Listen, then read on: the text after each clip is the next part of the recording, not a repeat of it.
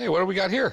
These are counterfeit documents that were confiscated from a Nazi spy during World War II, allegedly from the OSS. Where in the world would you get these? My grandfather was a really big World War II collector. Okay. Your grandfather wasn't a Nazi spy? I'm at the pawn shop today to try to sell my counterfeit documents that I inherited from my grandfather that were confiscated from a World War II Nazi. My grandfather had an extensive collection, and I understand a lot of the stuff in the collection was pretty valuable. They're really rare documents, and I think I should be able to make a good sale today. I'm hoping to get about $8,000. I'm like super intrigued. OSS was like the precursor to the CIA, right? Yeah, so believe it or not, we did not have an actual spy service before World War II. So Franklin Delano Roosevelt, the president, and a guy named William Donovan got together and created the OSS, the Office of Strategic Services. And then, right before the war ended, Franklin Roosevelt died. Truman became president. And after the war, Truman didn't want to spend the money on a spy service we didn't need anymore. He was going like, well, the Russians are our friends.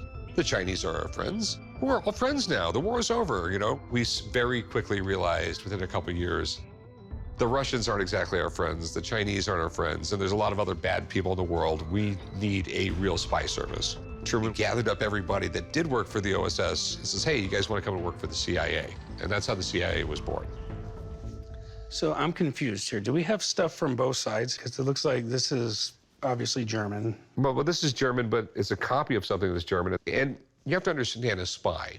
A spy needs to look legit. When the Germans were counterfeiting all this stuff, they felt we need 3 or 4 forms of ID in his pocket. Let's get him some receipts in his pocket. Yeah.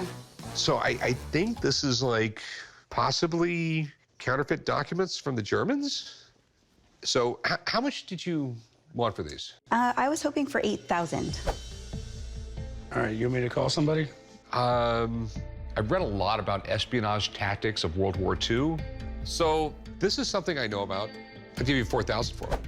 How do you know that the fake stuff is actual real fake stuff? You know what? Just, I got this, son. Would you take $4,000 for it? Oh, I was hoping for a little bit more. How about $6,000? I'd pay you $5,000 for it. That sounds good. $5,000. Thanks. When are you going to go write her up on this? How do you want me to write it up? Fake stuff that might be real fake stuff that still is fake? Yeah, something like that. Come with me, we'll figure it out. I know some people that know some people. So I'm in D.C., and I actually know some higher-ups. I made some phone calls. Now I'm going to go to an undisclosed location, and hopefully they can give me some good news. This is going to be really cool and a little scary. Wow. Are you Rick? I'm Rick. You must be Rob? I am Rob. Welcome to CIA. Pretty impressive. Well, I have some documents I think are associated with the OSS. I'd love for you to take a look at them. So where did they search me and where did we go? Come along, I'll show you how to get in here. This is like super official right here. Absolutely. My name is Robert Beyer. I'm the director and curator of CIA Museum. I got a call about Rick, who's interested in learning more about some artifacts from World War II. I think I might be the person to help him because the Office of Strategic Services is a big part of our history. We know all about how the OSS created the foundation that would become the CIA. So what do you got for me? Okay, so these are them.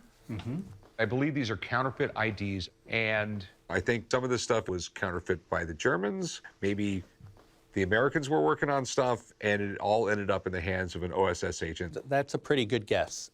So if these were actually captured off of the German spies, the FBI would have wanted some way to find out if these were real documents or they were forgeries. Perhaps the Germans were producing these and the OSS overran a production facility, found them, and that's how they were able to get them into their hands. Okay. So can you authenticate this stuff? They look very real, but as a government official, I can't authenticate these artifacts. But the head of the OSS Research and Development Program, a guy named Stanley Lovell, created a scrapbook. highlighting all the best counterfeit items that the OSS did during World War II. That's really cool. For instance, look at this. There's certificates, all sort of similar to here. You've got a registration certificate. All right. So these are the type of pocket litter, as it's called, that you would want to have in order to make it look like you really belong there. Hey, they had to have hired some real artists. Exactly. You know, counterfeiters, safecrackers, that type of person was going to be very valuable for someone who's going to go overseas and be able to do these secret missions. That's incredible. So at this point, I'm pretty secure in my feeling that this was counterfeit stuff from the bad guys. Hey, what's going on, man? These are 8 different parchments signed by different presidents following the career of one soldier from second lieutenant to brigadier general. Okay. So basically you have some guy's military career and this is all of his promotions and certificates or whatever he had? We have all his medals here also. Okay, we have Lieutenant Colonel. And that was under Theodore Roosevelt, along with William Taft being Secretary of War. Yeah, that's a big wow factor right there. I came to the pawn shop today to try and sell my military documents that have been signed by different presidents. I'm looking to get at least 10 to 12,000. I am getting married next summer, and we need to finance this. Who was this guy? This was Lorenzo W. Cook. Second lieutenant in 1866. Andrew Johnson was president then. Some people consider the worst president in the United States history.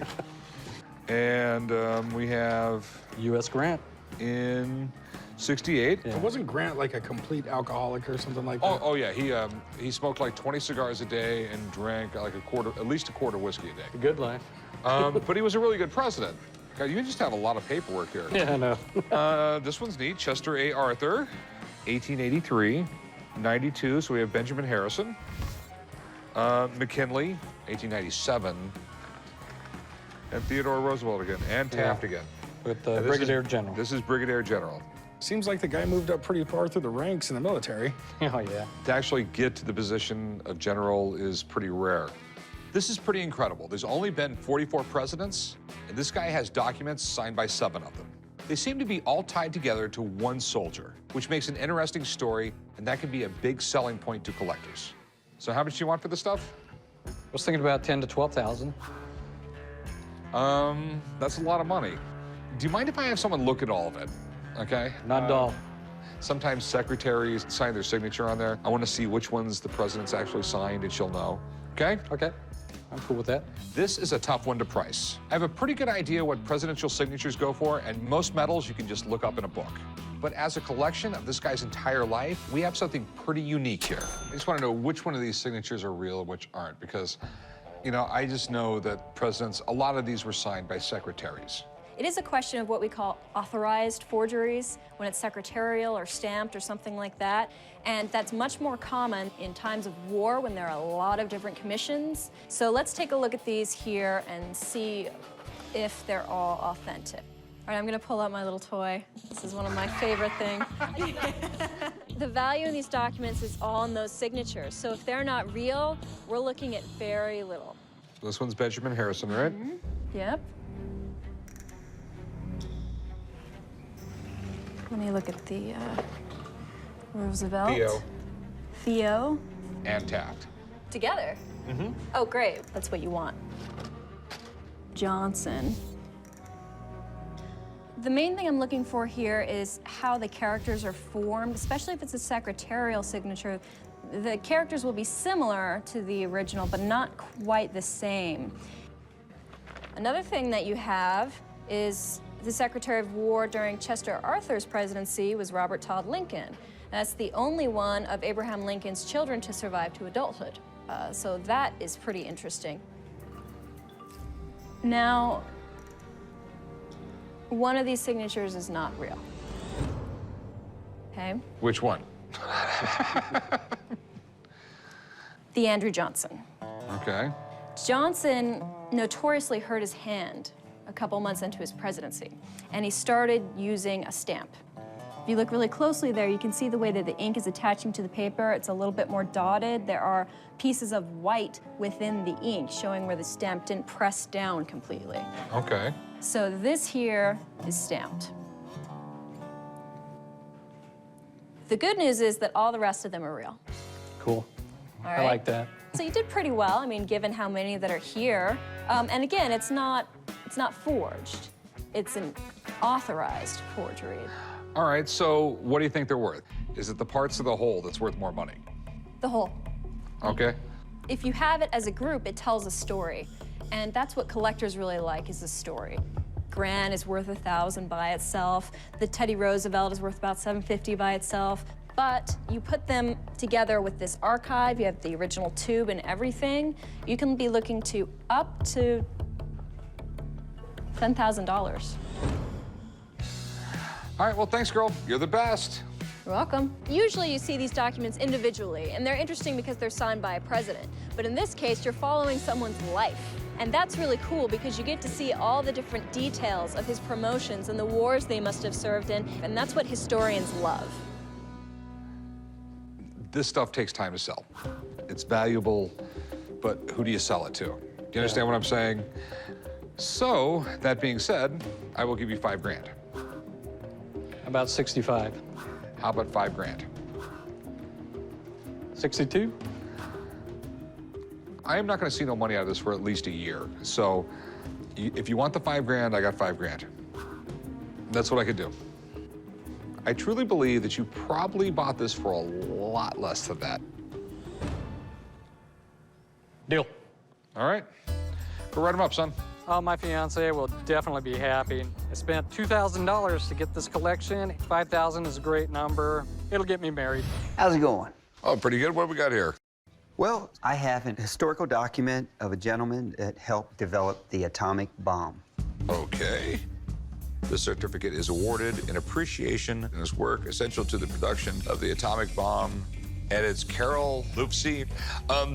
He, sort of semi-famous scientist.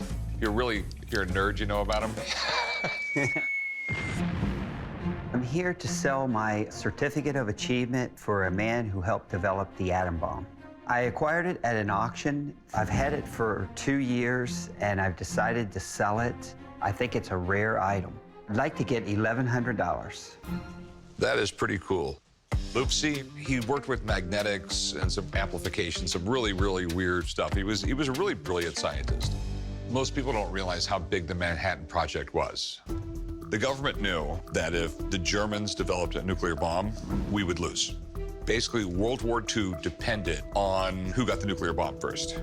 Tens of thousands of people were working on this project, and they were working on it all around the country. It's really a cool part of history. How much do you want for it? I'd like to get $1,100 for it. Okay. The problem is there was a lot of people who got these things, and there's a lot of them out there. It's really cool, like I said, historical significance, but I'd give you $100 for it. I'd be willing to take $1,000 for it. Not gonna happen. What's the most you can give me? $100. I'm gonna have to pass on that. I Okay. just think it's too cool.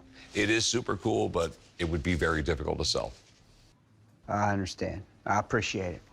Have a good one, man. All right, thank you. I'm a little disappointed we wasn't able to make a deal today, but I think I'll hang on to it and try to sell it on my own. Hi, I have old documents from the Pentagon from 1972 to early 1973. You weren't a spy or anything, were you? No, not at all. We shouldn't call Homeland Security or anything like that? I came to the pawn shop today to sell my Pentagon daily reports from the 1970s. I have 5 children, 2 in college, and could use the money. I'm hoping it's rare coverage that people haven't heard about, and I'm hoping they could be worth a lot of money Where did you get these? at a yard sale. Seriously? What are they? Well, I don't know a lot about them. There's all kind of information about Vietnam. There's information about the Olympics. Something happened in the 72 Olympics that was an issue, and there were details about that in there. There was a bunch of terrorist attacks during the Olympics in Munich. Okay. Is there anything about aliens? I don't know. This is USSR International Affairs Vietnam Developments.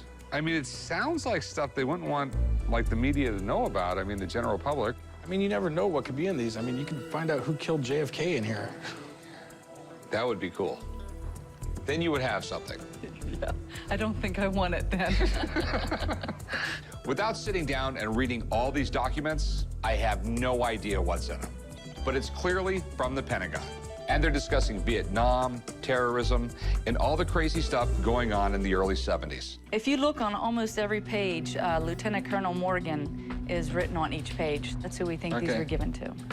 As far as I know, you're not supposed to be taking volumes of paper from the Pentagon and bringing them home. I mean, I don't know if you're allowed to have these. Well, you may have them if I'm not allowed. No, if you're not, no one's allowed to have them, I don't want I don't them. want them either. Matter of fact, I don't want my...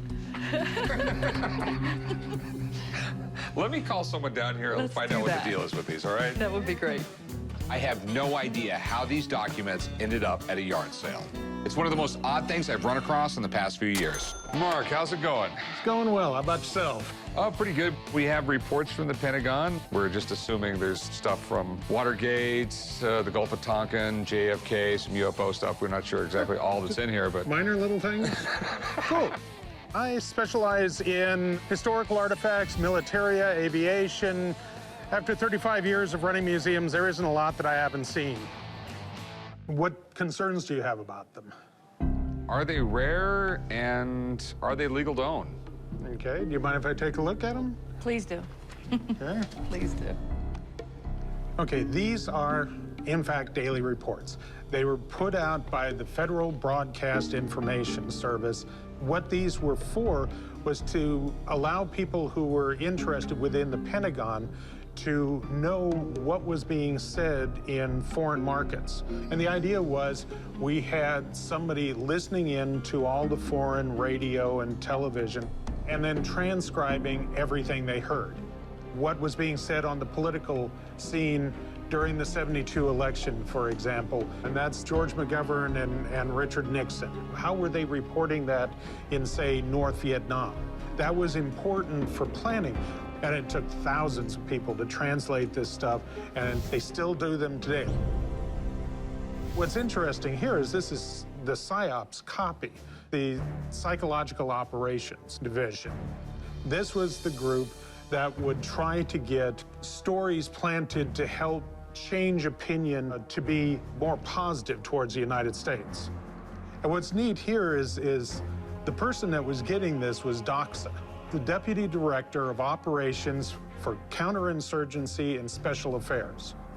He would have been the one that was in charge of, you know, kind of taking this information and using it as part of the planning for what we were going to do in terms of psychological operations, probably in Vietnam, but in other places. The Vietnam War was fought as much on the television screens and on the radios and through PR and the media as it was on the battlefield. This is kind of neat because it's the original one and it was to PSYOPs. They're not common in the hard copy. And this is typical binding that you would have used in a Pentagon office at the time. You know, yeah, there are probably not many of these out there.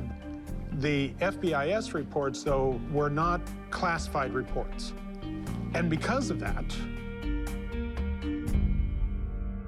it's openly available today. Yes, they're legal to own, so they're not secret. Okay, good. So you're okay on that. This was just public radio, public television. They would intercept all of that and translate this stuff. But, you know, they're not the sort of thing that a lot of people would collect, you know, that they would hold on to. It's been copied, it's in public collections, it's not rare. You can go to the library and look up and read everything on every one of the pages. Thanks, Mark. Not a problem. You're the best. I was completely relieved when the expert told me that it was illegal and I was allowed to have them, but very disappointed because he said they're not rare. So I take it you're not going to give me any money for these. They're not rare, they're not collectible, and it's all public knowledge. I just wouldn't want to make an offer on them. I just don't see no money here at all. At least we found Okay. out a little bit about them. Yes, thank you Okay. very much. Have a nice day. Thank you. I knew it was a long shot, but I was really hoping there would be something incredible in this collection. Hey, at least I don't have to worry about getting tossed in jail. Hey, how's it going? Good. How you doing today? What do we got? I've got a letter, Okay. and I think that this signature is Winston Churchill. Okay. We will never surrender.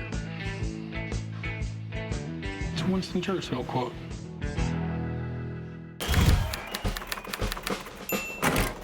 decided to come to the pawn shop today to sell my Winston Churchill letter. The reason I'd like to sell this letter is so I can make some quick money to go have some fun in Las Vegas. I'd like to sell the letter for $5,000. The least I think I'll take is $2,000. So where did you get this? I bought a desk at an estate sale, and it was in an envelope taped underneath a drawer. That's pretty amazing.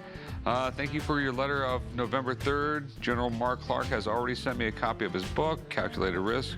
I hope you will forgive me, but I do not feel I can write a forward as you suggest. In this, I hope you will excuse and understand me. Yours sincerely, Winston Churchill. That's a classy way to turn somebody down. I know you wouldn't do it that way. Not at all. Winston Churchill was one of the toughest leaders of the 20th century, and in his never surrender speech, he basically told Hitler, go f yourself. All right, it's definitely done with the typewriter. It's not done with the computer. You can tell that by the spacing of the letters. Earlier typewriters, there was just one space for each letter. Modern computers, what happens is they will space them proportionately to the letter size. A good example is right where it says addition right there. See small gaps in between the D's, a large gap in between the I. That's not proportioned. This would be really great if it's real. I really love the guy. You know, the guy drank a quart of whiskey a day, and sometimes as many as 20 cigars, and he's still considered like one of the greatest leaders of the 20th century. So that's got to be worth some money then. A little bit of knowledge is a dangerous thing. Everything looks good to me, but then again, I could be wrong. I'm always on the lookout for anything from famous World War II leaders. And if this document is legit, I'll have no problem selling it to a collector. But I have to be sure. Let me get the thing looked at by somebody who does know, and then we'll talk money. Sure. All right? Sure. I'll give you a call. I think the letter looks real. I'm looking forward to having an expert take a look at it. Hey, Dana, how you doing? Corey, how are you? All right. Nice to see you. Is this the item that you have for me to look at? That is the item. I'm Dana, president of Early American History Auctions. So, Rick, what are your concerns regarding this letter? Is it real? Okay, that's a very good concern. What's it worth? Well, this letter is really cool because it's talking about another military man, General Mark Clark, the youngest major general in World War II, and apparently he had written a book, Calculated Risk. This indicates that he's asking Winston Churchill to write an introduction for that book, and unfortunately they're being turned down. The watermark in the paper is a high-quality British paper. It appears to be on Winston Churchill's personal stationery. So, do you think it's real?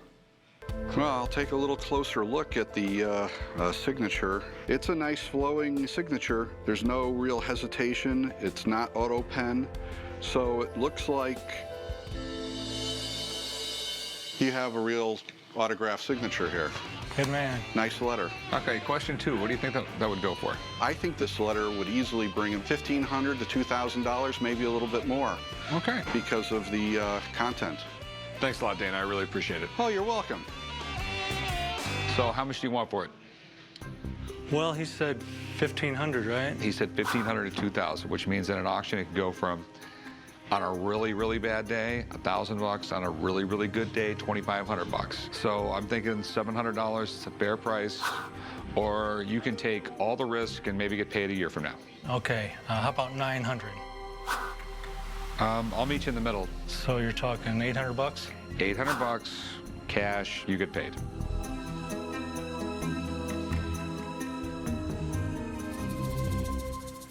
Okay, $800. All right, it's a deal. You want to write them up for me? Yeah, let's go do some paperwork, buddy. Okay. I think 800 is enough to get a good start in Vegas. I'll probably need some more, but 800 is a good start. Hey, what can I help you with? I've got some papers and documents from the Lindbergh kidnapping case. It was the crime of the century. Has anyone seen this stuff before? You're the first one to see this since the early 1940s. I decided today to come into the pawn shop, but my Lindbergh papers, they were given to my grandmother by a detective. If it's worth enough, I might sell it. It's a picture of the baby, picture of the ransom note. So where did you get these? These were willed to my grandmother. Leon Hoyges, the investigator, he rented a room at the hotel that my grandmother managed. He used to tell us about famous cases he had been on. He was hired by Charles Lindbergh to work on the case. American dream stories don't get bigger than Charles Lindbergh. At the age of 25, he was an unknown airmail pilot, and he decided to be the first person to fly solo across the Atlantic. In 1932, Charles Lindbergh had just bought a house in New Jersey, really rural. Right after he moved in, his little boy was kidnapped. Right around 10 o'clock at night, a nanny went up to the room. The kid was gone. There was a ladder going up to the window. Weeks after the kidnapping, they ended up finding the baby's body. What most likely happened is when the kidnapper took the child, the kidnapper either killed the kid immediately, or when he was coming down the ladder, he dropped the kid. In 1932, when 20-month-old Charles Lindbergh Jr. was kidnapped, the story consumed the world. The kidnappers wanted $50,000, and even though it was paid, there was no sign of the Lindbergh baby. They had written down all the serial numbers and all the money. So 2 years after the kidnapping, some of the bills showed up. What was the guy's name, the guy who was convicted of it? Bruno Hauptmann. They traced the money back to him. They found some of the ransom money in his house, and he ended up getting the death penalty for it. These might interest you. Inside the envelope here are the actual nails that came out of the floorboard of the garage where supposedly the ladder was made. Why would he pull floorboards out of his attic and build his own ladder? One of the rungs in the ladder was broken, right? That's correct. So it had to be replaced with a board, so he just pulled a board out of his attic or They something. were comparing if any of the nail holes lined up with the nail holes in the studs of the attic. So they were trying to do some CSI back in the day. I gotcha. Must have not been too smart of a criminal, or he was framed. Most criminals are pretty stupid. Back in the 1930s, forensic science wasn't nearly like it is today, but they were making all kinds of leaps and bounds. So like most criminals today, they didn't realize what technology could do until it was too late. I've also got ransom notes addressed to Charles Lindbergh. There were hundreds of people trying to get in on the act back then. So people would actually send bogus ransom notes hoping that he would send them some money. That's correct. Anyone who would write a random ransom note is just a douchebag. Beyond just records, this guy seems to have actual evidence from the case itself. There's original ransom notes and actual nails from the Hauptmann house. It's been over 6 decades since anyone's seen this stuff. It's unbelievable.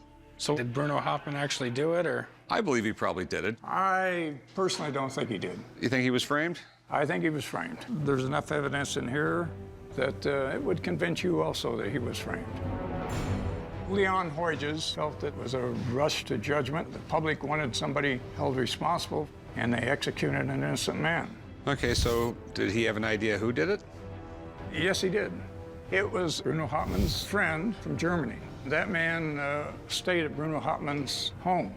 After the kidnapping, he disappeared. And Leon Hoyges' theory was that he had left some of the ransom money in a tin can as an appreciation for letting him stay there with Bruno Hauptmann. Okay. And that backfired. For helping him out, he ended up getting him executed. This is one of the most incredible items ever to come in the shop, but I have no way of knowing how real this stuff is without someone taking a look at it. Let me have someone look at all this stuff, because I'm a little overwhelmed with it, and he can help us out. Great. Okay, thanks. Thank you.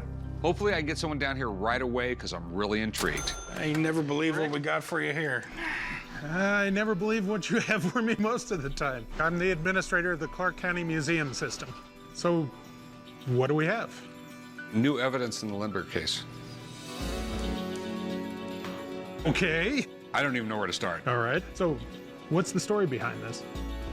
These were handed down to my grandmother by Leon Hoyges. Okay. Okay, let me take a glance. Do you mind? Sure, no, Okay. go right ahead. This was one of those cases that caught up everybody in the United States. Charles Lindbergh was probably the most famous person in the United States at that time. And the whole idea of Charles Augustus Lindbergh Jr.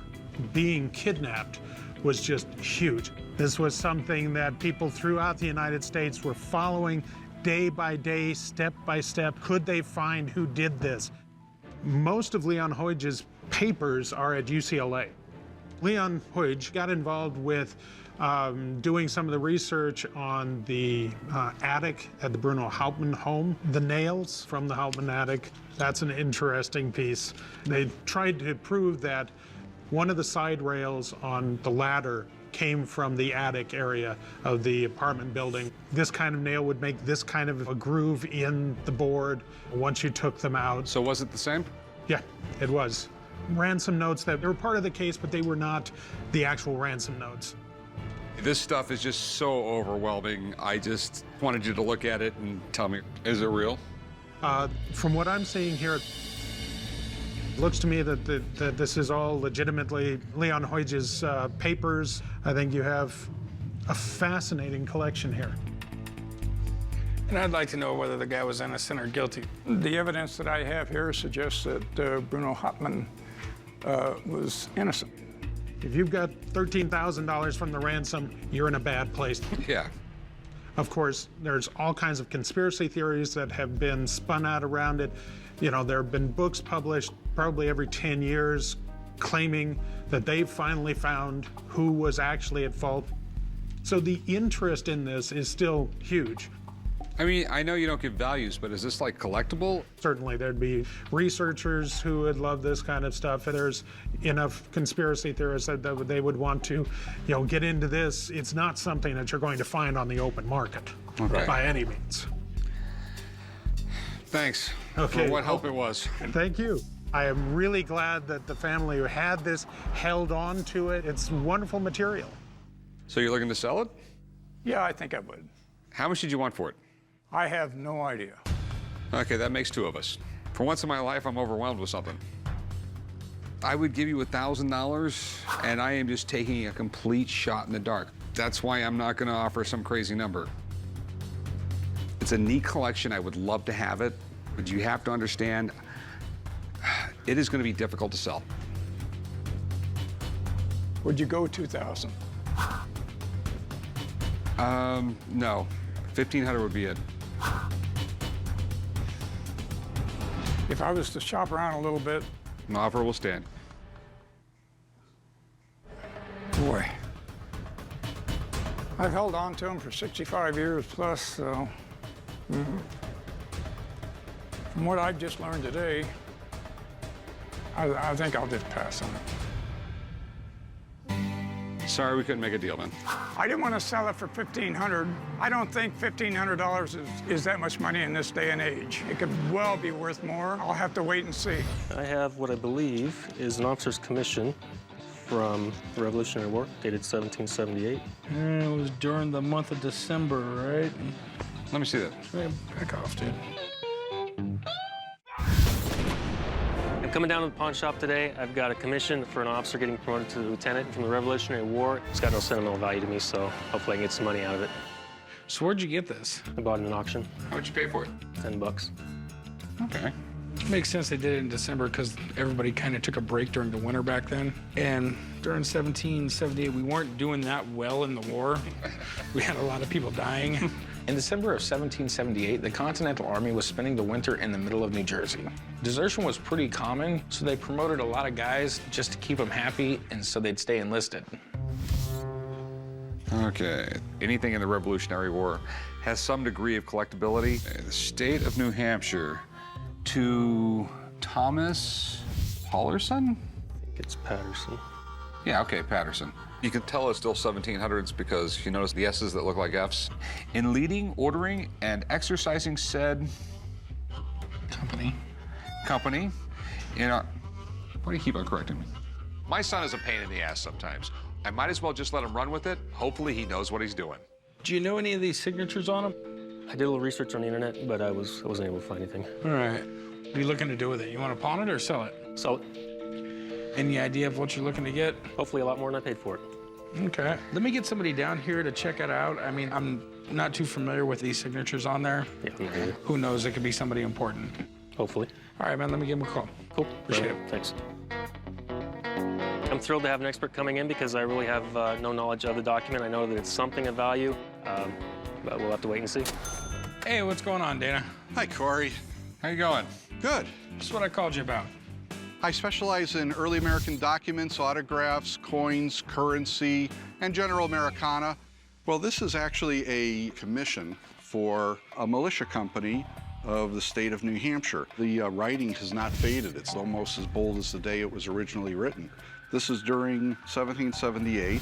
The Revolutionary War was in high gear at that time. And down here, this is signed by M. Ware. He was the first president in the United States. Really?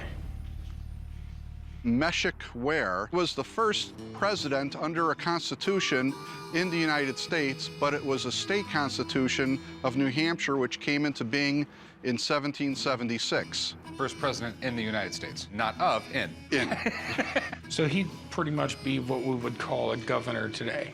Yes. What's something like this go for? Well, you rarely ever see a military commission come out of the state of New Hampshire. They're actually quite scarce. This one's in quite nice condition. I would actually recommend that you take it out of the frame because it's becoming more aged from the acid in the paper that's backing it. The acid within the paper would leach into the document, causing it to become more brittle and to basically stain the original document. As far as the value is concerned, I would say that if we had this in one of our early American history auctions, it would probably bring somewhere in the vicinity of about $1,000. Beautiful, right on. Collectors would be thrilled to get this type of militia document, such a valuable and rare piece of American history. How much are you looking to get out of it? I'd be willing to go halfway, meet you at 500. 500 sounds nice, 250 sounds a lot better. I mean, I gotta have this taken out, redone, put into a new frame. So, I mean, 250 would be right about where I'm at. I really don't want to sell for 250. It's rare. Can you go 4? I'll go 350. All right, 350. All right, let's write this up. Pops, you wanna write them up? No, son. I settled on 350, which I'm thrilled with. I paid $10 for it. Sold it for 350, so it's a good day.